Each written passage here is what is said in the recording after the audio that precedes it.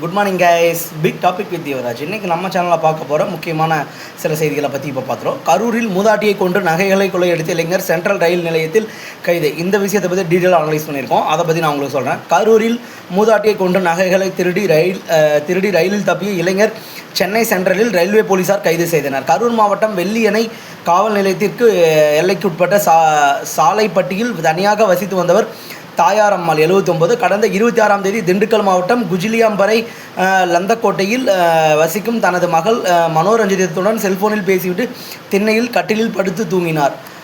மறுநாள் காலை மூதாட்டியின் உறவினர் அருணாச்சலம் அந்த வழியாக சென்றார். அதிகாலை 4 மணிக்கே எழுந்து வீட்டு வேலைகளை செய்யும் தாயாரம்மாள் காலை 6:45 மணி ஆகியும் எழாததால் சந்தேகம் அடைந்தார்.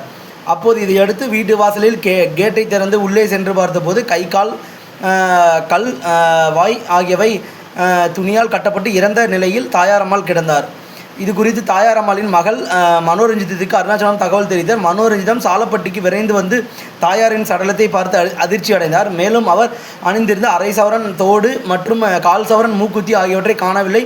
இந்த கொலை தொடர்பாக மனோரஞ்சிதம் வெள்ளியானை காவல் நிலையத்தில் புகார் கொடுத்தார்.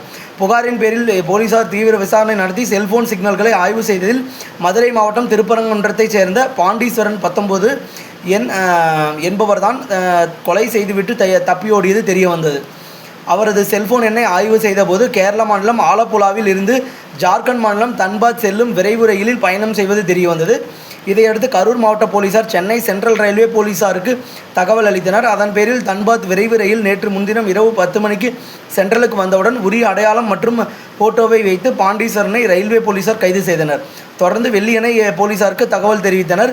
சென்னைக்கு விரைந்து வெள்ளியணை போலீசார் கொலையாளி பாண்டீஸ்வரனை கைது செய்து விசாரணைக்கு கரூர் அழைத்து சென்றனர். எவ்வளோ கொடூரமாக நடந்துக்கிறானுங்க மனிதர்கள்.